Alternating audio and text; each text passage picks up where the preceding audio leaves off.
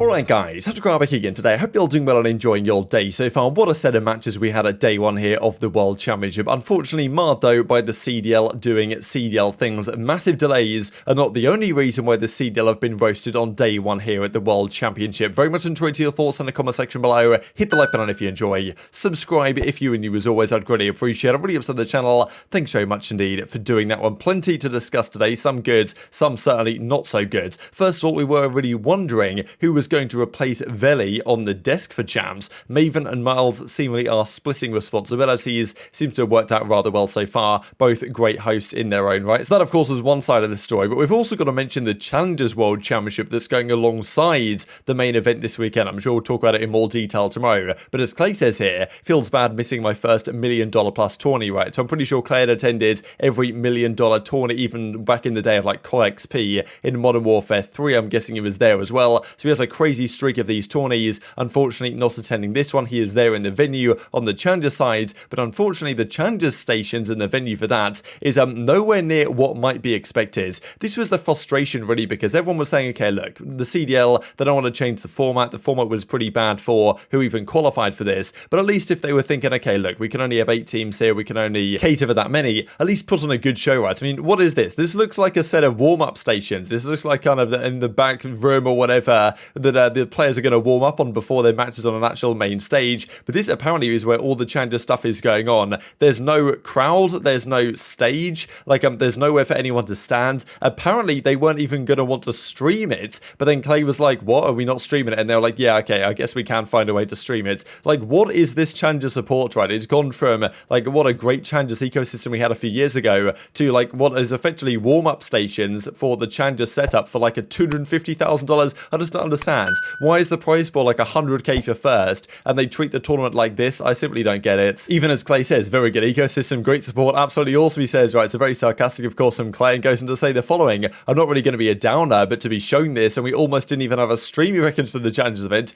just wow, it ain't even about me, it's about all the many other aspiring pros. There's literally no way to make it. Don't play Challengers for more than a year. So quite the statement here from Clay, really. I'm sure, as I say, we'll talk about this more in the coming days, but not a great look for the league. Apparently they don't even have the top spec monitors, no 240Hz monitors either, I guess 144Hz monitors, not ideal, right? Apparently that's what the rotation have been told. And also, even like some of the Challengers players get treated not like the top tier guys, like as Denta said, only pros get catering and water. Walked out with my red badge, needed a blue one to grab a water, like, you know, what is going on, man? It's just sad. I mean, look, the 3 pillars of the CDL, the support for the Challengers pillar just still seems unfortunately non-existent, and apparently today, no coaching staff are even allowed in the venue. Maybe tomorrow they'll be allowed in again. So I simply don't get it what the CDL are playing at here. I'm sure we'll talk about them more going forward. One thing that is good again that they are doing are the co-streams that they're bringing in. Tim the Tatman predicted Boston to beat Thieves. As soon as that happens, we knew how that series was going to end in that game 5 round 11. The all-star teams also got confirmed. Pred, Shotzi, Cellium and Dashi. I mean, that is stacked to be honest. And then Sip Hydra, Simp and Attach also stacked the second team. But yeah, those were the 2 teams that were confirmed. Not exactly sure when they're going to do the all-star match or whatever, but they did bring these guys out on stage today. Let's talk about the first series then. An absolute banger to start us off, right? We had Seattle versus London. I thought Seattle 3-1 ended up being much closer than they would have liked it to be. Pred came out game 1 and just completely smoked London. He was 34-15, put the team completely on his back on Tuscan, and it was just game over. And I thought, okay, wow, this series might be a swift one. But Afro and the Ravens bounced back very impressively on Desert Siege. A good map for them for sure. Seattle seems kind of lost at times in this search and destroy, to be honest. Afro was making plays, and they win this map comfortably to bounce back. And then, would you believe it, they actually win a control at the London Royal Ravens against a team like Seattle to take a 2-1 edge going into a Berlin map 4, map 5. A great map generally for London as well, this Berlin hardpoint. And this, honestly, I think will come back to haunt them. Pred gets a ridiculous kill on Zero here to close out this game. They take down Sib right here. They eventually trade him out. And then Pred comes in and gets a ridiculous 2-piece. I mean, look at this. Look how Zero gets gunned right there by Pred. The critical gunfight of the game. He wins that one. Takes it 250, 247 Seattle. What a map, honestly. To take it to a game 5 where Seattle, of course, very predictably at this point go on to win. Especially because Gismo jumped to his death, which was not ideal at all. They lose this round. They go on to lose the game as well. London are certainly going to be kicking themselves after that one, right? It was a very winnable situation. Accuracy was given the choke sign to the other side. Mack had a terrible control as well, went like 10 in 25 or something. Again, it was the Sib and Pred show, mainly the Pred show. Right? I mean, this guy, best SMG in the game. He's certainly playing like it right now, you might even be able to give him that title this year. So the team got the job done. Again, like a difficult first round matchup, Seattle getting out the way. Maybe they can make more of a run and more damage when they move on for their match tomorrow. But again, Sib, Pred doing what they do. Mack's going to have to turn up in the rest of the tourney if they want to make a run. And yeah, difficult scenes for London. Mack and Nastie were having a 0.7 off, but like Afro once again showing his prowess and talent in this series. And that was the thing. This series was so good. There was like 110,000 people watching it. I'm sure there were a lot of new people as well getting into it as well, thinking, okay, wow, this is pretty cool. What a great series. We've got the crowd energy. We've got the hype of the players. Now we're going to get into a Thieves Boston. It's a, Los Angeles home event. Should be absolutely fantastic scenes. And then they managed to throw it all away with some technical delays. Now, in fairness, this isn't necessarily the CDL's fault, but I'm kind of still going to blame the CDL because CDL are owned by Activision and it's Activision's fault that the game isn't designed as well as it should be designed. They can't do proper LAN. This is what Clayster talked about going into the tournament, that they don't play on a LAN environment where they connect the PCs to each other and play like that. They play on a server, very local server, but it's effectively still online to a certain extent, to the point where they still need to be able to connect to the online servers to actually play the games. So the problem was the servers went down on many different games, Black Ops 3, Black Ops 4, Vanguard and Warzone apparently experiencing issues. Therefore, none of the players could play any matches. The Thieves versus Boston game was delayed, and also no players could warm up either. Like all the players trying to warm up behind the stage, like, and even, there's a 90-minute delay right before their series. It's like, I guess they're just going to sit there and shoot bots for 90 minutes because they can't even get on the online server. So an absolute disaster, right? The servers go down. The thing is, it's not necessarily the CDL's fault the servers went down. It's like the fact that the game is designed in such a way that LAN play is not even possible is just, such a shambles generally for the state of the game. And like, that was the thing. No players could even warm up. No players could even get ready. The delay was immense, right? I mean, already after a game 5 grueler, like the CDL was already somewhat behind schedule. Then there was another 90 minutes on top of that. And I was tuning in, seeing this coverage continue soon. And I was like, oh my God, man, here we go again. We saw this like not long ago at all because the servers were broken, but I'm pretty sure that was like the game itself that was broken that time. This time it's just the fact that we can't do LAN and the game servers were just down for a couple of hours. It's like, it's an absolute disaster, to be honest. The fact that this is day 1 of champs, just building some momentum after a great series, and that's what happens, like, it's just an absolute embarrassment to the esport. Like, it's got to be said. The owners must be looking at this and thinking, look, Activision, we've paid you $25 million, and this is the quality of content you deliver for the biggest tournament of the year. Like,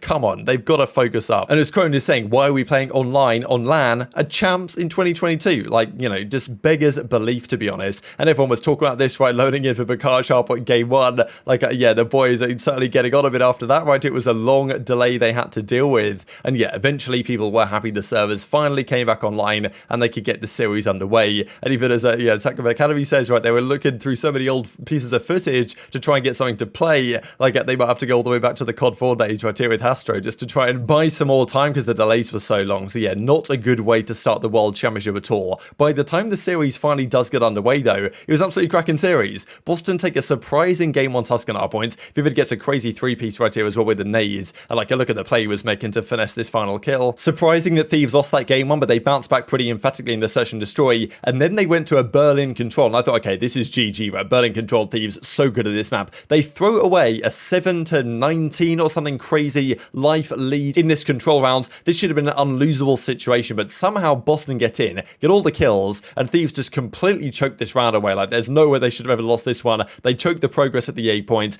Boston go to a round 5, and they win the round 5 as well. So Thieves must have been thinking, what did we just let happen there? They do clutch up the game 4, though. Octane goes massive on the Berlin hardpoint. And then in game 5, this was where, like, honestly, it looked like both teams were trying to lose. Thieves were trying to lose that control with the play they made to choke away that round. This was some of the worst search I've seen in a long time. This looked like the kickoff, to be honest. It even looked like that match that Thieves and whoever, was it Thieves and Florida played, and both of them were almost trying to lose to avoid OpTic. It almost looked like we were watching that again. Some of the plays that are being made were just completely ridiculous. Octane or Drazah or whoever it was almost got gifted a free 1 versus 4 because Boston were just feeding them kills and not even trying to stop it. I don't know what was happening here. And then it goes to round 11 in shambolic fashion. And Boston just decide, yeah, you know what? Let's just run straight down mid after just waiting for a minute doing nothing at all. We'll just run straight down mid into bottom church and just get pieced up, to be honest, for the rest of the game. So Thieves kind of got gifted this round 11 victory. Boston just have no ice in these situations, honestly. They just can't seem to stick to a good game plan. Envoy gets a free kill, gets away with his life, and then, yeah, Methodz gets taken out. Look at this as well. Kenny's just watching this man just run into the bottom of his line of sight, and they all go down. Vivid tries to get the bomb planted, but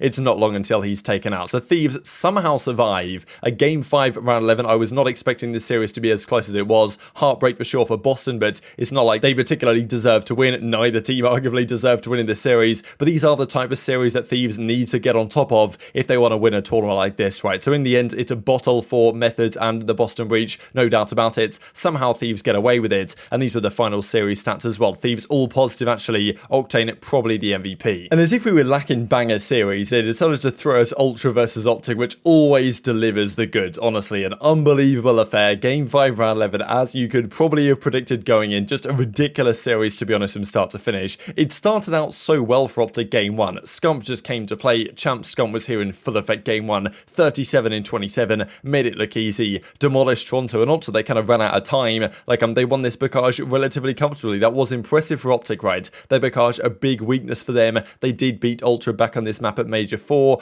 I think that was the only one they won at that event, but still, it was a weakness for them. They looked more comfortable this time around. Then, I mean, look, some people were spotted in the crowd with some sides right out that was pretty funny. I thought I'd mention them, but quickly it goes into the game 2, and yet again in the search and destroy, it's OpTic that come out on top. Scump makes a nice play, gets a kill right here. Then there was a few more big rounds for the OpTic guys, and all of a sudden it looked like, okay, wow, Bocage is that OpTic's map now, right? They won this one relatively comfortably, 6-3. Then they go to a Gavoo to control. This is a map where they were very rarely losing right to the start of the season. Again, they're making plays, but the very first offensive round that OpTic had, they got completely blown out. I'm pretty sure they didn't get a single tick, and I was like, okay, wow, this has got to be GG. Now, OpTic, they keep fighting, they bounce back, and they win a defense in probably the most dominant fashion that I've ever seen. Round 4 in this game, they die 3 times, I think. They won that round, 27 lives to 11 lives on Toronto's side, barely died, didn't let a single cap go down, or a single tick go down. I was like, wow, OpTic just rebounded. That was like such an impressive defense win from them on demand. You've got to win that defense to really stay alive and not allow any ticks to come over. They do exactly that, and then after winning the most dominant defensive round ever, they then lose the following offense to Toronto, and I honestly thought this was like,